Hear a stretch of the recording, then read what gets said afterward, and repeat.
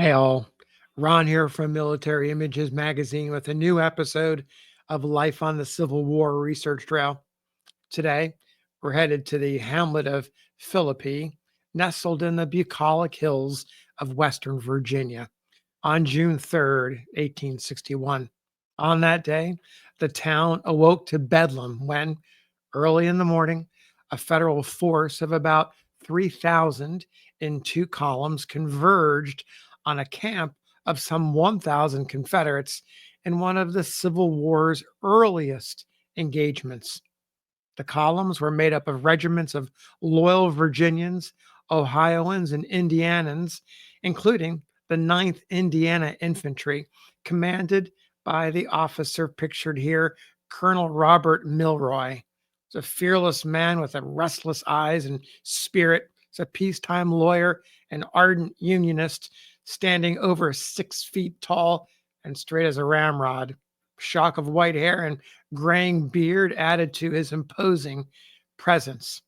His soldiers called him the Gray Eagle. Command of Milroy's first company, well, that fell to this man pictured here, Captain Jehu Hannum, with a compact build, thinning hair, furrowed brow, and a dark, bristly beard. The 30-year-old carpenter, an Ohio native, stood in stark contrast to his colonel, but he was nonetheless a vigorous and energetic officer who often signed his name JC. He possessed a strong sense of duty and prided himself on respect for his superiors and prompt obedience to orders. Hannam honed his soldier skills a long time earlier, back during the Mexican War. In June of 1846, just a month shy of his 16th birthday, he enlisted as a private in the Wabash Invincibles, which became Company C of the 1st Indiana Infantry. It was raised and commanded by Milroy himself. The regiment spent the bulk of its year-long enlistment along the banks of the Rio Grande River in Mexico, but saw no enemy action. Almost a decade and a half would pass before another wartime opportunity presented itself that reunited Milroy and Hannam. President Lincoln called for troops to suppress the rebellion in 1861. Hannam, a pro Union Democrat, numbered among the first to respond. On April 16th, just a day after Lincoln's call, Indiana's Republican governor, Oliver Morton, issued his own call for Hoosiers to organize enough 100-man military companies to fill 6 regiments. It's roughly 6,000 troops. Out of respect for the memory of the 5 regiments of Indianans raised for the Mexican War, numbered the 1st through the 5th, Morton began numbering the Civil War regiments, beginning with the 6th.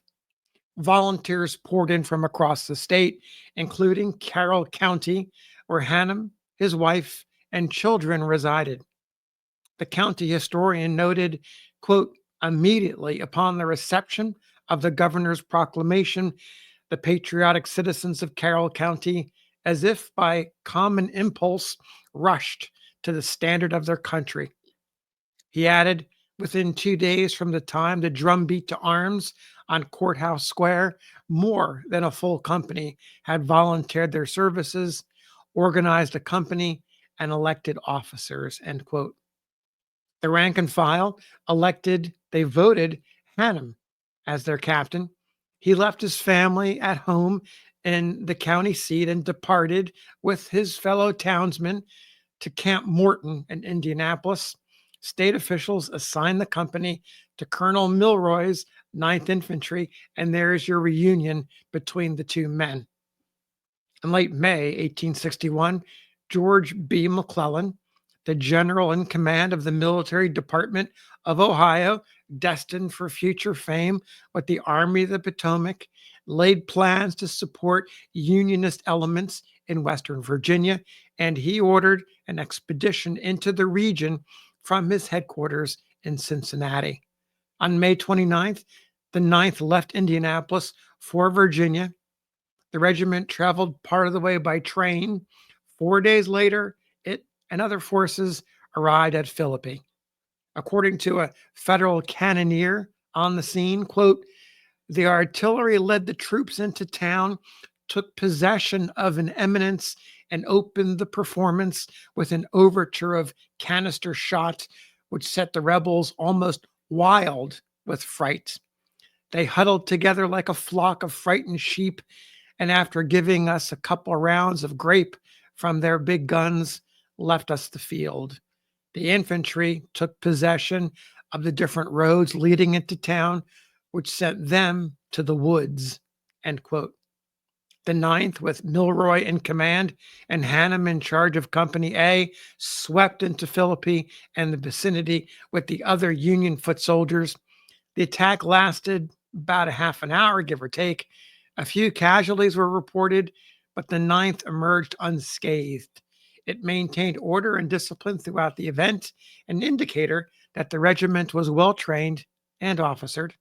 Schuyler Colfax, a member of the House of Representatives from Indiana, congratulated Milroy in a letter a week later. He stated, quote, God bless your brave soldiers, and their efforts is on the lips and hearts of all, end quote. The engagement was wildly publicized as an overwhelming Union victory, proof that the war would be a quick one. Remember, this is in early June of 1861, just months after Fort Sumter. The New York Tribune proclaimed the affair the Philippi rout.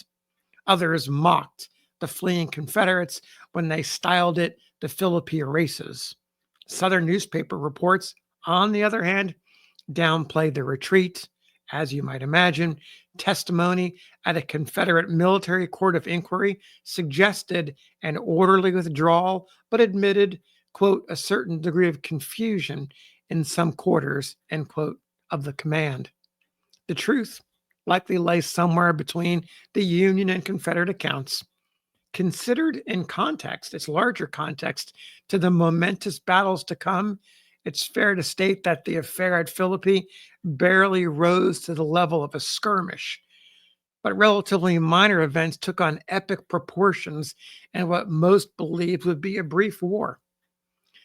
Sardonic soldier author Ambrose Bierce, who served in Company C of the Ninth at Philippi, wrote with his characteristic bitterness after a visit to the town 4 decades later, quote, that battery of ours did nothing worse than take off a young Confederate's leg.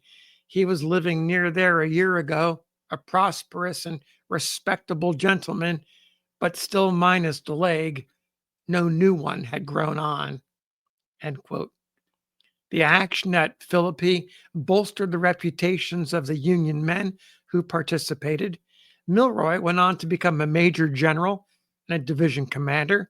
McClellan, meanwhile, took the helm, as I mentioned earlier, of the mighty Army of the Potomac and famously butted heads with Abraham Lincoln. And what became of Hannum? He served the remainder of his 3-month term of enlistment in the Ninth. He did not re-enlist in the new Ninth when it reformed, and that regiment, that new Ninth, went on to win fame and glory and take heavy casualties at Shiloh, Chickamauga, and other momentous battles.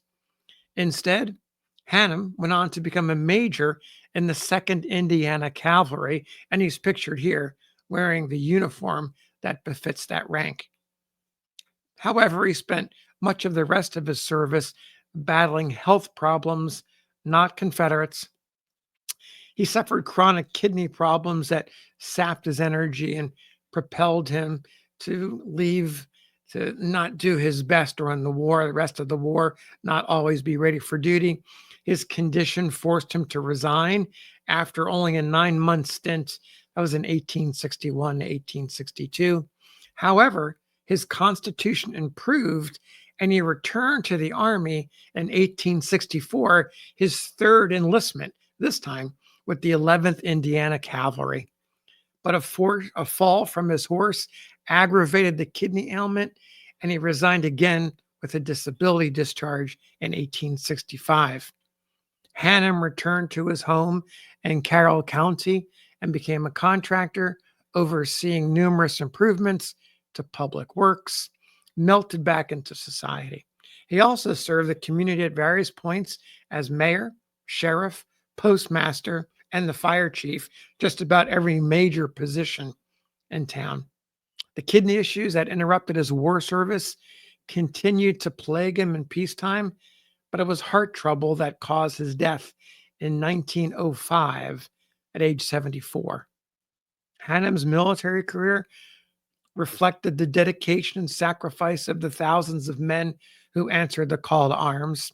His story, woven into the broader narrative of the Civil War, remains a testament to the resilience and duty of those who fought. So thanks for listening.